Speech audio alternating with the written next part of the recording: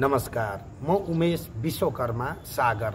आज म तपाईहरुको माझमा अछामका गजलकार लोकेन्द्र साउदको एउटा म गजललाई वाचन गर्न लागिरहेको छु। भिडियो अन्त्यसम्म हेर्नुहोला।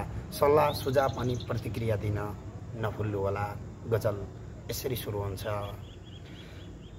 मनको पीडा लुकाएर मुस्कुराइरहे, आफ्नै मुटु दुखाएर मुस्कुराइरहे।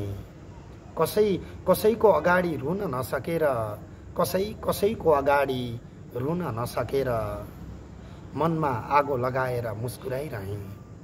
मनमा आगो लगाएर मुस्कुराइरहे। मुस्कुराउनु हुन्न भन्ने ठाउँमा पनि, मुस्कुराउन हुन्न भन्ने ठाउँमा पनि लाज शरम पचाएर मुस्कुराइरहे। लाज शरम पचाएर मुस्कुराइरहे। बाटै मुनिको भन्ज्याङ चौतारीलाई, बाटै मुनिको भन्ज्याङ चौतारीलाई दुःख पीडा सुनाएर मुस्कुराइरहे। दुःख पीडा सुनाएर मुस्कुराइरहे।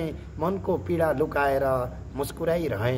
आफ्नै मुटु दुखाएर मुस्कुराइरहे। गजलको अन्तिम शेर। काँडाको बाटो हरदम तिम्रो सफरमा, काँडाको बाटो हरदम तिम्रो सफरमा आफ्नै मन ओछ्याएर मुस्कुराइरहे। मनको पीडा लुकाएर मुस्कुराइरहे। आफ्नै मुटु दुखाएर मुस्कुराइरहे। धन्यवाद।